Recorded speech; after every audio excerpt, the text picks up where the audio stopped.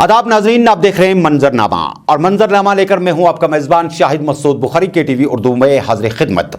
नाजरीन किराम, आपको बताई देते हैं कि जहां इस वक्त डीडीसी इंतखाबात के हवाले से 8वें और आखिरी मरहले के लिए इंतखाबात के हवाले से तैयारियां जोरों शोर पर हैं, वहीं दूसरी तरफ ये बात भी वाज़ह हो जाती है कि इसमें कई एक जमातों की तरफ से एक दूसरे पर इल्जामात और जवाबी इल्जामात की बारिशें भी शुरू हो गई हैं। जिस तरह से आपको पहले ही पता होगा कि यहां पर मरकज की तरफ से जो भारतीय जनता पार्टी के सीनियर लीडरान हैं इस वक्त जम्मू कश्मीर के अंदर मौजूद हैं और शाहनवाज हुसैन समेत कई लीडरान ने यहां पीपल्स अलायंस फॉर गुपका डिक्लेरेशन पर भी कई इल्जामात लगाए। उसके साथ साथ अब यहां की रीजनल जमातें भी एक दूसरे पर इल्जामात लगाना शुरू कर बैठी है और उसके साथ साथ दूसरी तरफ मिलिटेंसी के वाकयात में भी कहीं ना कहीं पर इजाफा देखने को मिलता है और डीडीसी इंतखाबात को किसी भी तरीके से खलल डालने के लिए बकौल पुलिस के कोशिशें भी जारी की जा रही हैं, जो दरपर्दा तो हो रही हैं लेकिन पुलिस ऐसी कार्रवाइयों को किसी भी सूरत में कामयाब नहीं होने देगी। इस हवाले से नाज़रीन किराम आपको बताए देते हैं कि आज जहां बीज बिहारा के अंदर भारतीय जनता पार्टी की तरफ से एक पब्लिक रैली होने वाली थी, जहां पर भारतीय जनता पार्टी के सीनियर लीडर जो दिल्ली से आए हुए थे और यहां पर तकरीर करना चाहते थे, सूफी मोहम्मद यूसुफ अल्ताफ ठाकुर वगैरह के साथ, जो ही वो उस इलाके की तरफ रवाना दवा थे, उनकी आमद से कुछ देर पहले वहां पर नामालूम मुसल्लह अफराद की तरफ से बीज बिहारा इलाके में एक ग्रेनेड दागा गया जो जाकर के सड़क पे फट गया, जिसके नतीजे में मामूली तौर पर एक सीआरपीएफ का जवान जख्मी हो गया, जिसे फौरी तौर पर अस्पताल पहुंचाया गया जहां उसका इलाज और मुआवजा जारी है। बताया जाता है कि कुछ देर के बाद वहां पर भारतीय जनता पार्टी के नेता भी पहुंचे, लेकिन उनकी रैली जो है वो बैरिकेड निकली और वहां पर एक बड़ा जलसा उन्होंने करने की कोशिश जो की थी वो उसमें कामयाब हो गए। इस हवाले से नाज़रीन किराम आपको बताते हैं कि इस जलसे में लोगों की शमूलियत को एक बड़ी कामयाबी करार देते हुए शाहनवाज हुसैन ने बताया कि इस तरह की कार्रवाइयों से भारतीय जनता पार्टी खौफजदा होने वाली नहीं है। उन्होंने मिलिटेंटों से कहा कि वो बंदूक छोड़ करके नरेंद्र मोदी का कलम उठाएं। उन्होंने कहा कि जम्मू कश्मीर के अंदर जिस बीज बिहारा के बारे में महबूबा मुफ्ती ने दावा किया था, जहां की वो खुद रहने वाली हैं, कि जम्मू कश्मीर के अंदर कोई भी तिरंगा उठाने वाला नहीं रहेगा, आज उन्हीं के इलाके में इतनी बड़ी रैली करके उन्होंने साबित कर दिया कि भारतीय जनता पार्टी की जड़ें बेपनाह मजबूत हो चुकी हैं और जम्मू कश्मीर के कोने कोने में अब कमल खिलेंगे। क्या कुछ शाहनवाज हुसैन ने आज इस जलसागाह के अंदर कहा, आइए आपको दिखाते हैं।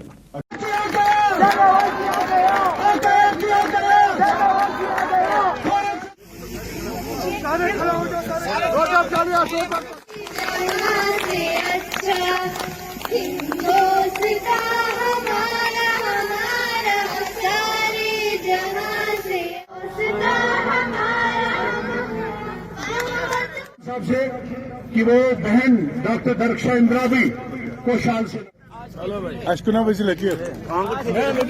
तिरंगा रैली हुई। ये बीज बिहारा की सभा नहीं है, पूरे हिंदुस्तान में संदेश दिया है कि कश्मीर के लोग इस तिरंगे से भारत के प्रधानमंत्री से प्यार करते हैं। ये इजहार मोहब्बत है यहाँ के लोगों के जरिए और इन्होंने आज इस बात का इजहार कर दिया और पूरे देश में, पूरी दुनिया में संदेश चला गया कि बीज बिहारा में, जहाँ की महबूबा जी खुद हैं, कहती थी कोई तिरंगा उठाने वाला नहीं मिलेगा। यहाँ हजारों हाथ, इतनी बड़ी सभा आपने कभी बीजेपी की देखी। इस आज ऐलान किया। साहब का बहुत मशकूर हूँ कि सूफी साहब ने बड़ी रैली की। ऐसी रैली तो हमारी बिहार में नहीं होती। तो ये न्यायपालिका लोकतंत्र का एक खंबा है, 4 खंभों में एक खंबा है। एक खंबा आप भी है मीडिया, तो अगर आपके जरिए बात हो, किसी के जरिए बात हो तो बातचीत, ये तो बहुत अच्छी बात है। बातचीत हम भी कर रहे हैं, जहाँ भी सरकार बातचीत के लिए तैयार है। जो किसान हैं वो अपने ही तो हैं, वो गैर थोड़ी हैं, उनकी पूरी फिक्र हम करें। हो सूफी हो, दरक्षा जी हो, अल्ताफ, ये कानून रैना जी पर लागू है, वो सब पर लागू। हर आदमी को अपने मजहब पर चलने का हक है और दुनिया की कोई ताकत उसको रोक नहीं सकती। चाइना थोड़ी है कि उइगर मुसलमानों को वहाँ नमाज नहीं पढ़ने दे रहे। बेगुनाह को सताने की इजाजत किसी को नहीं दी जाएगी। सर जनता पार्टी के कार्यकर्ताओं को डराने के लिए फ्रस्ट्रेटेड आतंकी और सेपरेटिस्ट ने यहाँ पर ग्रेनेड फेंका और उसमें हमारा जवान भी घायल हुआ, लेकिन हम डरे नहीं, हिले नहीं, चट्टानी एकता के साथ खड़े रहे, निडर होकर यहाँ पर सभा हुई है। डरते तो नहीं आते, हम लोग नरेंद्र मोदी के सिपाही हैं, कहीं न डरे हैं न डरेंगे। आतंकवाद के खिलाफ आवाज बुलंद रखी है, रखेंगे। जम्मू कश्मीर की 99.99% आवाम अमन पसंद है और वो अमन चाहती है। सर, ये चंद भटके हुए लोग हैं और अभी भी मैंने अपील की, हथियार छोड़ो और नरेंद्र मोदी का कलम उठा लो। जी हां नाज़रीन इकराम, दूसरी तरफ आपको यह बात भी बता देते हैं कि आज अलग सुबह ही अनंतनाग इलाके में ही एक इनकाउंटर हुआ, जिस इनकाउंटर में सिक्योरिटी फोर्सेस ने मखसूस इलाके को घेरे में लिया, जहां पर मिलिटेंटों की मौजूदगी के बारे में इत्तला मिली हुई थी। नाज़रीन इकराम, आपको बताई देते हैं कि इस तसादुम आराई में एक मकामी जंगजू जख्मी हो गया, जिसे जिंदा ही पकड़ा गया और अस्पताल पहुंचाया गया। नाज़रीन, बात कर रहे थे हम डीडीसी इंतखाबात के हवाले से, तो आपको बताई देते हैं कि डीडीसी इंतखाबात में इस वक्त अगर हम जम्मू खित्ते की बात करें, कश्मीर खित्ते की बात करें, दोनों तरफ से इस वक्त खूब उदम देखने को मिलती है और इस तरह से हर कोई कैंडिडेट अपनी अपनी तरीके से अपने अपने लोगों को लुभाने की कोशिश करते हैं और कई जगह पर यह मामला अब वकार के मामले भी बनते हुए नजर आ रहे हैं। और दूसरी तरफ से पार्टियों के इल्जामात भी एक दूसरे पर लगना अब खुलेआम शुरू हो गए हैं। इस हवाले से नाज़रीन इकराम आपको बताते हैं कि अपनी पार्टी ने गुज़श्ता दिनों से जो शहरी श्रीनगर के अंदर रैली की, पट्टन के अंदर रैली की और दीगर इलाकों में रैली की, उसके बाद ऐसा लगता है कि अपनी पार्टी अपनी जड़ों को और ज्यादा फैलाने के लिए हर इलाके में बड़े से बड़ी रैली करने के मूड में नजर आ रही थी। वहीं आज अल्ताफ बुखारी जो पार्टी के सदर हैं, उन्होंने इल्जाम आयद किया कि नौजवानों को सताना अगर बंद ना किया गया तो वो सड़कों पर आने के लिए मजबूर हो जाएंगे। नाज़रीन, आपको बताते हैं कि अल्ताफ बुखारी ने अपने एक बयान में कहा और मीडिया के सामने इस बात को दोहराया कि कुछ मखसूस लीडरान न सिर्फ उनके पार्टी के वर्करान को पुलिस के जरिए हरासा करवा रहे हैं, बल्कि उन्होंने कहा कि जम्मू कश्मीर पुलिस एक अच्छा काम कर रही थी, लेकिन किसी भी लीडर के बहकावे में आकर के वो उनके नौजवानों को तंग तलब ना करें। दूसरा रास्ता उनके पास यही बचता है कि वो एहतिजाज के लिए सड़कों पे आ जाएं। क्या कुछ अल्ताफ बुखारी ने कहा और पट्टन इलाके के हवाले से जब उन्होंने बात की तो क्या कुछ उनके तासुरात थे, उसके बाद एक बड़ा बयान भी सामने आया जो आपको दिखाने की कोशिश करेंगे। लेकिन पहले आपको दिखाते हैं कि अल्ताफ बुखारी ने इस मौके पर नामानिगारों से बात करते हुए क्या कुछ कहा। यहाँ शिकायत आई है कि पट्टन में, खासकर पट्टन के पूरे इलाके में नौजवानों को हरासमेंट की जा रही है, उन्हें मुख्तलिफ बहानों पे थानों में बुलाया जा रहा है, मुख्तलिफ चीज़ों में मुलविस करने की कोशिश की जा रही है। मैंने अपील की पुलिस से कि आप हमारे अपने लोग, आपने बहुत बेहतरीन काम किया है, इस रियासत में आपकी कुर्बानियाँ सबसे ज़्यादा, ये ना करिए, किसी भी सियासतदान के बेस पे ये ना करिए, हमारे नौजवानों का ना सताइए, हमें मजबूर ना करिए सड़कों पे आने, हमारे साथ रब्ता करिए और हम देखेंगे, उसको नंगा करेंगे जो सियासतदान आपको ये सब कुछ सता कर रहा है। देखिए साहब, लोगों के लिए इंसान को एक उम्मीद तो रखनी है और मेरा मानना है कि अल्ताफ बुखारी और अपनी पार्टी सच के रास्ते पे निकली है। हमारा पास्ट का कैरेक्टर भी सच पे रहा है, हाँ, हमारी छवि सच की है, हमारी सब छवि ऑनेस्टी की है और वही पहचान होती है। जी नाज़रीन इकराम, अपनी पार्टी के सरबराह अल्ताफ बुखारी खदशा जाहिर कर रहे थे कि कुछ मखसूस लीडरान उनके वर्करान को तंग करने के लिए और वोट को तितर बितर करने के हवाले से पुलिस का इस्तेमाल कर रहे हैं। लेकिन दूसरी तरफ नाज़रीन इकराम, इशारतन जो बात उन्होंने कही थी वो खुल के उस वक्त सामने आ गई जब इमरान रजा अंसारी जो पीपल्स कॉन्फ्रेंस के नायब सदर हैं, उन्होंने अल्ताफ बुखारी पर और उनकी जमात के लोगों पर बड़े बड़े इल्जामात आयद करके कहा कि वो आपसी फिरकावाराना भाईचारे को जख्म पहुंचाने के लिए कोशिशें करते हैं। उन्होंने कहा कि अल्ताफ बुखारी भी उनके साथ कैबिनेट में पीडीपी की सरकार में मिनिस्टर रह चुके हैं, वो अपनी जबान नहीं खोलना चाहते हैं। उन्होंने कहा कि उन्होंने मिलावट के सिवा आज तक कुछ किया ही नहीं है और यह भी उन्होंने कहा कि गुलाम हसन मीर जैसे सीनियर लीडर के हाथ भी कोई दूध के दुले हुए नहीं है, बल्कि खून से ही रंगे हुए हैं। इतने सख्त इल्जामात क्यों लगाए उन्होंने और क्या कुछ अपने बयान के अंदर कहा, कोशिश करेंगे हम इस मामले पर कल की तारीख में अपनी पार्टी का रद्द-ए-अमल लेने के लिए भी। लेकिन पहले आपको दिखाते हैं कि इमरान रजा अंसारी ने पट्टन के ही इलाके में अपने वर्करान के बीच में जो नामानिगारों की एक हजूम के साथ बात की, क्या कुछ इल्जामात की बारिश थी, आइए आपको दिखाते हैं। देखिए, मैं पिछले कुछ दिनों से देख रहा हूँ कि जहाँ जहाँ ये लोग जा रहे हैं, ठीक है आप इलेक्शन कैंपेन के लिए जा रहे हैं, आप लोगों को हक और सच बताइए। ये कौन सी कैंपेन हुई कि आप उसमें फिरकाबाजी को और बाकी चीजों को लाते हैं? ये इलेक्शन है, डीडीसी का इलेक्शन है, ताकि हम लोगों को जो उनके मसाइल हैं उनका इजाला ढूंढने के लिए अपनी पार्टी का मंशूर बताएं। लेकिन अल्ताफ साहब और आपके गुलाम हसन मीर साहब वो दुकियानूसी बातें करते हैं, लोगों को उकसा रहे हैं दीन के और इन फिरकों के नाम पर। गुलाम हसन मीर को तो सब जानते हैं, गुलाम हसन मीर की सियासती तो डिवाइड एंड रूल है। गुलाम हसन मीर के हाथ कश्मीरियों के खून से रंगे हुए हैं और ये हमें ताना दे रहे हैं कि हम फिरका परस्ती कर रहे हैं। ये कौन सी बात है? ये लोगों को क्यों गुमराह कर रहे हैं? मुझे समझ नहीं आ रहा है हिंदुस्तान कैसे इन लोगों को तहफ़्फ़ुज़ दे रहा है कि जो कि खुलेआम यहाँ का तगारत करना चाहते हैं। और दूसरे हमारे अल्ताफ साहब, उनको अल्लाह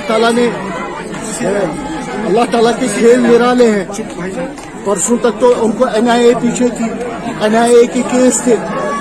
आज अल्ताफ साहब दावेदार बने हुए कि मैं कश्मीर में अल्टरनेटिव दूंगा। अगर मैं तिजारत करता हूँ तो इसका मतलब नहीं है कि अल्ताफ साहब उस पर उंगलियां उठाएं। मैं भी जिसके घर शीशे के बने हों उस पर ऐसी चीजें कहनी नहीं चाहिए। अल्ताफ साहब को तो सब जानते हैं, कहाँ से उन्होंने शुरू किया और कहाँ पर वो हैं, हमें सब कुछ पता है। मैं नहीं चाहता हूँ कि मैं ज्यादा मुंह खोलूं। अल्ताफ साहब जो आजकल वो आजकल जो दस्तार पहन रहे हैं, वो लेडी शाह वाला दस्तार, वो भी भूल जाएंगे अगर मैं मुंह खोलने पर कैबिनेट के कागज निकलवा सकते हैं। जब हमने कहा, जब हम मिनिस्टर थे अल्ताफ साहब खुद, आप किसी भी कैबिनेट के आदमी से पूछ सकते हैं, आप चीफ सेक्रेटरी से रिकॉर्ड मंगवा सकते हैं। हमने एक कानून लाने की कोशिश की जिसमें हमने कहा था कि जो भी जिस भी चीज में एडल्ट्रेशन करें, चाहे वो खाना हो, चाहे वो फ्रूट्स हो, चाहे वो दवाइयां हो, चाहे वो पेस्टिसाइड्स हो, अल्ताफ साहब ने तो वहां मसला लगाया, कहा कि मैं ये कानून पास नहीं होने दूंगा। और वो कानून इंस्टॉल किया गया अल्ताफ साहब के बेस पर, क्योंकि इन्होंने हमेशा मिट्टी बेची डाइटीन के नाम पर। मैं मुंह नहीं खोलना चाहता हूँ, अल्ताफ साहब को अपनी हद में रहना चाहिए। उनका अगला पिछला सब कुछ मैं जानता हूँ। बेहतर रहे वो पर्सनल अटैक्स ना करें, सियासी तौर पर लोगों को बताएं उनका प्रोग्राम क्या है, उनका मंशूर क्या है। हमारा मंशूर डेवलपमेंट है और मैंने बार बार ये कहा है, लोगों से मैंने ये कहा है कि जो हमको मिलेगा वो हिंदुस्तान से मिलेगा। हाँ, से एक ही बात हुई, मैंने भी कहा कि हमसे कोई नहीं छीन सकता है, लेकिन जो तैयारियां हमारे पुरखों ने, जो उस वक्त हुक्मरान थे, जो हमारे एमपीज थे, उन्होंने ये इस मौके को पहुंचाया कि तंती से हमसे निकाला गया और स्टेट हमसे छीनी गई, क्योंकि इन्होंने हमेशा से चोरियां की। मैं क्या 14 महीने के लिए मैं टोटल मिनिस्टर बना हूं, और जो उस 14 महीने में जो मैंने किया वो आयान है। आप मेरी अकाउंटेबिलिटी लगाइए, आप देख लीजिए मैंने क्या किया जी। के लिए मैसेज ही डीडीसी चुना हुआ है, आप देख लीजिए सबसे अच्छा जो कैंडिडेट होगा, जो कि आपके दिलों में बसा होगा, जो आपके लिए काम करेगा, क्योंकि ये जो डीडीसी है बहुत इंपॉर्टेंट है। सारा जो पैसा आएगा मरकज से, जो पैसा आएगा ये इनके हाथों में आएगा, इनको डिस्ट्रीब्यूट करना है। ठीक है, इमरान अंसारी ने नहीं दिया, फलानी ने नहीं दिया, लेकिन आज अपने कैंडिडेटों को लाकर, ऐसे कैंडिडेटों को लाकर आप उनको वोट दे दीजिए, जो कि कल आपके जो भी मशाकिल है उनका इजाला करें। नाज़रीन किराम, आपको मालूम होना चाहिए कि चले कलान की आमद के साथ ही जम्मू कश्मीर मुकम्मल तरीके पर शिवर होना शुरू हो जाता है, और उसके साथ ही यहां पर सर्दियां न सिर्फ अपना डेरा जमा लेती हैं, बल्कि यह कह सकते हैं कि यकबस्ता हवाएं न सिर्फ रातों को इंतहाई ठंड फैला देते हैं, लेकिन अगर हम दर्जे हरारत की बात करते हैं तो दर्जे हरारत इंतहाई अब नीचे जाता हुआ नजर आ रहा है। और जिसके चलते आपको मालूम होगा कि गुलमर्ग के अंदर 11 से 12 माइनस पर इस वक्त टेम्परेचर जा रहा है, और जहां इस वक्त बहुत ज्यादा यकबस्ता हवाओं के साथ ही बर्फ मुकम्मल तरीके पर जम चुकी है। लेकिन उसके बरक्स भी आपको बताए देते हैं कि सयाहों की एक अच्छी खासी तादाद, बेशक वो मकामी ही हैं, विंटर स्पोर्ट्स में दिलचस्पी दिखाने के हवाले से इस वक्त गुलमर्ग के सैर तफरी पर है। उसके साथ साथ साथ कुछ इस वक्त मुल्की सयाह भी गुलमर्ग पहुंचे हुए हैं, जो वहां के खूबसूरत नजारों से लुत्फ अंदोज ही नहीं हो रहे, बल्कि यह बात आपको बताए देते हैं कि इस वक्त गुलमर्ग के अंदर विंटर स्पोर्ट्स के हवाले से कई एक गेम्स का इनाकाद अमल में लाया जा रहा है, जिसके चलते वहां पर अगर हम देखें स्नो स्कूटर्स के हवाले से बात करें, उसके बाद जो इस वक्त वहां पे नित नए इस वक्त गेम्स निकाले गए हैं, उनके हवाले से भी लोग जो है काफी ज्यादा दिलचस्पी दिखा रहे हैं, सयाह भी बहुत ज्यादा झूम रहे हैं और कश्मीर जिंदाबाद के नारे भी लगा रहे हैं।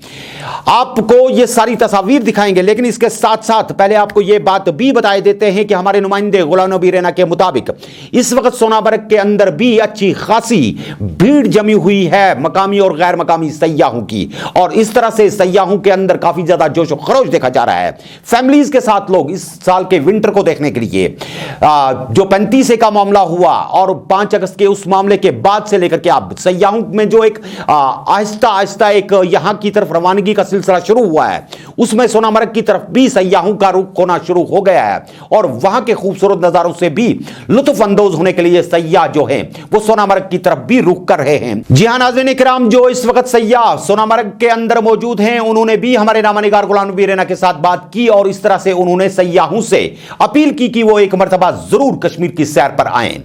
इस हवाले से नाज़रीन इकराम आपको बड़ी बात यह भी बताई देते हैं कि शोरा आफाक जिले डल की जब हम बात करते हैं तो गुज़श्ता शब अगर हम देखते हैं तो जिले डल के अंदर जो सर्दी की शिद्दत थी वो 6.4 डिग्री माइनस पर पहुंच चुकी थी, यानी कि जिले डल मुकम्मल फ्रीज हो चुका था। और आज सुबह जब शिकारे वाले अपने शिकारे लेकर के निकलने के लिए घरों से बाहर निकले, अपने हाउस बोट से बाहर निकले, तो डल मुकम्मल मुंजमद हो चुका था। क्या कुछ जिले डल का भी हाल था, पहले आपको जिले डल की तस्वीर दिखाते हैं, उसके बाद आपको लुत्फ अंदोज होने के लिए छोड़ते हैं कुछ देर के लिए गुलमर्ग और सोनामर्ग की वादियों में।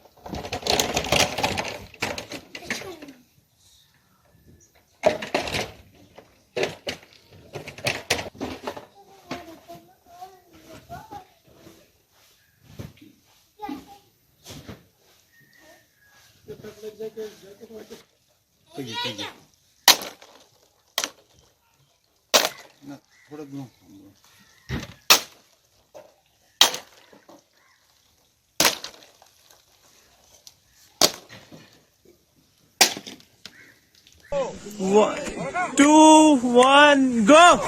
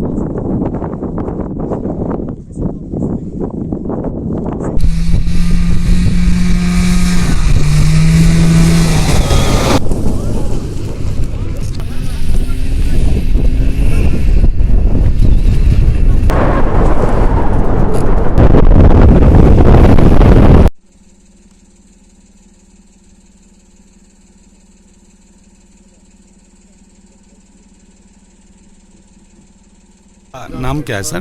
मेरा नाम रघुराम है। सर कहाँ से आए हैं आप sir? I am from Hyderabad. Sir आप अभी सोनमर्ग में हैं, कैसा लगा आपको Sonmarg sir? Actually it's very beautiful here.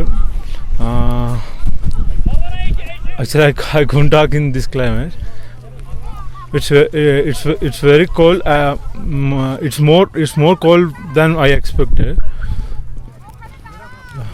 जो बाहर मीडिया जो दिखाते हैं मीडिया कश्मीर के बारे में क्या कहना चाहते हैं आप? क्या वो सही कहते हैं? Actually, outside Kashmir, what we will think is it's more about politics and all. But people here are very good, and I felt more comfortable than my place. Sir कब आए हैं? आपको कितने दिन हो गए यहाँ कश्मीर This is में? my second day. कैसे लगे आपको यहाँ के लोग? I feel everyone here are very good at heart and very polite and kind. Message क्या देना चाहते हैं आप बाहर के जो टूरिस्ट हैं जिन्हें कश्मीर आना चाहिए? क्या मैसेज देना चाहते हैं आपको? Actually, what you will think about Kashmir is it's all about fights and all, but there is nothing like that. It's very beautiful place to visit. जी मैम, आप सोनमर्ग में अभी आए हैं। हाँ? कब आए हैं आप कश्मीर और कैसा लगा आपको कश्मीर? आए तो आज हम 2 days हो गए जी। और बहुत अच्छा लगा। ये तो सारी पूरी जन्नत है और कुछ नहीं बस। तो जब आप यहाँ पहुँच गए तो यहाँ के लोग आपको कैसे लगे, कैसे बिहेव किए? बहुत अच्छे। हम जिस शिकार मैंने हाउस बोट में रहे ना, उसके लोग तो बहुत सारे अच्छे हैं। और वैसे भी कश्मीर 100 मैं कलकत्ता से हूँ जी। तो कब आए हैं आप कश्मीर? कश्मीर आया मैं 14 को। 14 तारीख को। दिसंबर। कहाँ पे गए हैं आप? यही सोनमर्ग में ही पहले आया, उसके बाद गुलमर्ग जाना है और जो है। तो कैसा लगा आपको? बहुत यहाँ? अच्छा, बहुत अच्छा। तो क्या पैगाम देना चाहते हैं आप आगे जो टूरिस्ट जिनको कहते हैं आप आज जाइए आप कश्मीर? हाँ, आना चाहिए भाई। बहुत नहीं आएगा तो बहुत मिस करेगा जी। तो अभी आपको यहाँ के लोग जो हैं, यहाँ जैसे आपने देखे यहाँ के स्टेज वाले हैं, हाँ, या गाड़ी वाले लोग हैं, हाँ, तो कैसे इन्होंने आपके साथ बहुत बिहेवियर बहुत अच्छा है उन लोगों का। तो आगे जो अच्छा है। तो आगे जो दिखाई मीडिया जो दिखाता है कश्मीर के बारे में, उस बारे में आप क्या कहना चाहते हैं? क्या करूँ भाई, सब आओ, आने के बाद फिर बोलना।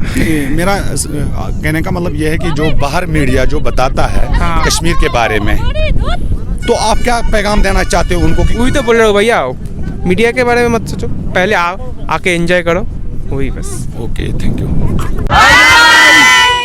We are from Mumbai. We've come to Kashmir, and trust me, we are just loving it. Are we enjoying? Yes! We've stayed at Srinagar, and they are amazing people. Kashmir is very safe, guys. Just don't get scared of anything. Come one, come all. We love you, Kashmir.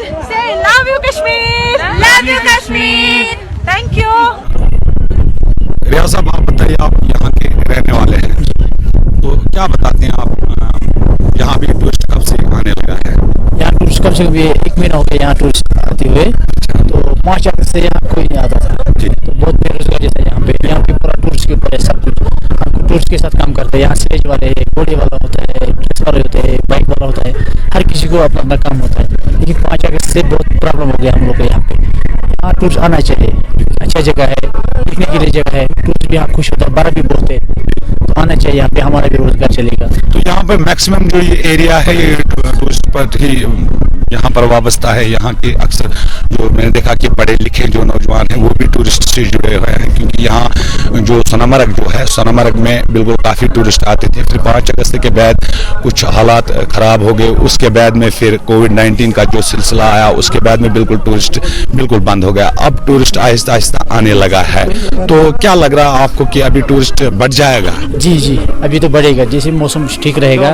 तो पहले तो यहाँ पे रुकते थे नीचे गगनगिर में 10 kilometre पीछे। अभी जब ये रोड खुला है, अभी लेह लद्दाख भी रोड खुला है, सोनमर्ग का भी खुला है, अभी तो आने लगा टूरिस्ट, धीरे धीरे बढ़ने लगा है बहुत। तो रिया साहब, ये बताइए, आपके पहले जो यहाँ पे अभी जो टनल बन रही है, जो अभी जड़मोर टनल जो बन रही है, वो इसलिए बन रही है ताकि सोनमर्ग जो है बिल्कुल 12 महीने खुले रहने चाहिए। जब बिल्कुल टनल बन जाएगी तो यहाँ 12 महीने कंटिन्यू टूरिस्ट आएगा। जी आएगा। तो उससे कितनी फैसिलिटी मिलेगी यहाँ? बहुत फैसिलिटी मिलेगा, लेकिन उसका भी जल्दी जब हो जाएगा तो उससे भी बहुत फैसिलिटी मिलेगी यहाँ के लोगों को। टूरिज्म बढ़ेगा, विंटर में भी खुला रहेगा, तो एडवेंचर यहाँ होगा बहुत सारा। जी। ये बात कर रहे थे हमारे साथ में एक सिविलियन, जिनका कहना है कि अभी जो जड़मोर टनल जो यहाँ पे बन रही है, उसका काम भी अगर जल्दी मुकम्मल हो जाएगा तो यहाँ बिल्कुल 12 महीने जो है टूरिस्ट बिल्कुल यहाँ टूरिस्ट का जो बिल्कुल स्पॉट है वो बढ़ जाएगा। यहाँ पे ज़्यादा से ज़्यादा टूरिस्ट आ जाएंगे और यहाँ के बेरोज़गार नौजवान जो है उनको रोज़गार कमाने का मौका भी मिल सकेगा। KTV उर्दू के लिए मैं गांधरबल से गुलाम नबी रैना। जी हाँ नाज़रीन इकराम, जैसा कि हमने आपको बताया था कि मंजरनामा प्रोग्राम आपका अपना प्रोग्राम है और ये घर घर की आवाज है, और इस आवाज को हम आपके और सरकार के दरमियान एक पुल बना करके पेश करना चाहते हैं। इस हवाले से नाज़रीन इकराम आपको बताते हैं कि सोपोर इलाके से एक वीडियो मौसूल हुआ है जिसमें वहां के लोगों ने इल्जाम आयद किया है कि सरकार की तरफ से सोपोर इलाके को छोटा लंदन बनाने के जो बड़े से बड़े ख्वाब दिखाए जा रहे हैं वो शराब ही साबित हो रहे हैं। उन्होंने कहा कि गंदगी के ढेर सोपोर के बाजार के बीचों बीच पड़े हुए हैं और चारों तरफ से अफूनत और बदबू की वजह से लोगों का चलना फिरना भी हराम हो गया है। लोगों ने इल्जाम आयद किया है कि गंदगी के इतने बड़े बड़े ढेर बाजारों के बीच में जमा हैं कि दुकानदार अपनी दुकानें नहीं खोल सकते और राहगीरों के लिए वहां पर चलना भी दुश्वार हो गया है। यहां तक कि शाम गए कुत्तों की इतनी बरमार बाजार के अंदर होती है कि आम आदमी तो दूर की बात बीमार को लेकर के चलना भी महाल ही बन जाता है। और ऐसे बच्चों के लिए जिनके इम्तिहानात चल रहे हैं या जो ट्यूशन के लिए जाते हैं उनके लिए भी चलना फिरना दुश्वार हो रहा है। उनका मानना है कि अगर फौरी तौर पर सोपोर की म्युनिसिपल कमेटी इस मामले में कोई इकदाम नहीं उठाती तो बाजार के लोग एहतिजाजन सड़कों पर आ जाएंगे। क्या कुछ सोपोर के अंदर हाल है, आइए आपको दिखाते हैं।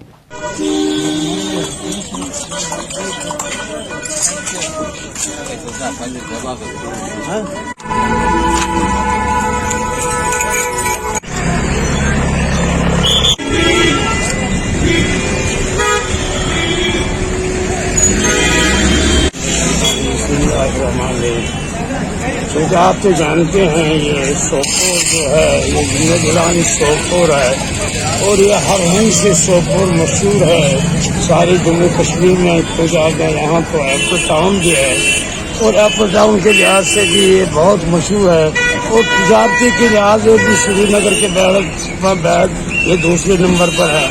आप तो जानते हैं कि सोपोर टाउन की तरफ हुकूमत वक्त ये बार बार कह कर कोई ध्यान नहीं दिया है। अब हमने गवर्नर इंतजामिया से भी पिछले दफा बार बार ये कहा कि सोपोर की तरफ बहुत ध्यान दीजिए। बहरहाल हम इसमें मुतमिन हैं कि गवर्नर इंतजामिया जो है वो बिल्कुल यहाँ के सोपोर की तरफ देख रहे हैं जो उन्होंने वादा कराने भी किया है। मगर चूंकि आप तो जानते हैं 2-3 जगह डंपिंग का सिलसिला बनाया गया है, मगर गवर्नमेंट की इतनी पावरफुल ताकत के बावजूद और इतना गवर्नमेंट के पास जमीन है कि कोई डंपिंग ऐसा नहीं रख सकते हैं कि जहां यहाँ का सोपोर का ये कूड़ा कटकर उसमें जमा हो जाए ताकि ये सोपोर साफ सुथरा रहेगा। और आप तो जानते हैं इस वक्त कोविड की बीमारी जो चल रही है ये वो सारे वर्ल्ड में चल रही है और खासकर कश्मीर में इस कूड़ा कटकर से यहाँ के बच्चों को, यहाँ के औरतों को, यहाँ के बाकी आम लोगों को, बुजुर्गों को इन मुश्किलात से मिलने जाना है कि इससे और कोई बड़ी बीमारी बढ़ जाए। हम गवर्नर से अपील करते हैं कि हुकूमत से अपील करते हैं कि कम से कम इस कूड़ा कट के निकले। आप सोपोर की तरफ ध्यान दीजिए कि हर रास्ते में कूड़ा कट है ताकि ये किसी डंपिंग में जाए और सोपोर साफ सुथरा रहे। जी नाज़रीन इकराम, इसके साथ ही आज का मंजरनामा भी पहुंचता है अपने इख्तिताम को। आप देख रहे थे KTV उर्दू कश्मीर शाहिद बुखारी के साथ। अपना बहुत बहुत ख्याल रखिएगा, हमें भी रखिए अपनी दुआओं में शामिल। दीजिए इजाजत, खुदा हाफिज़ नासिर।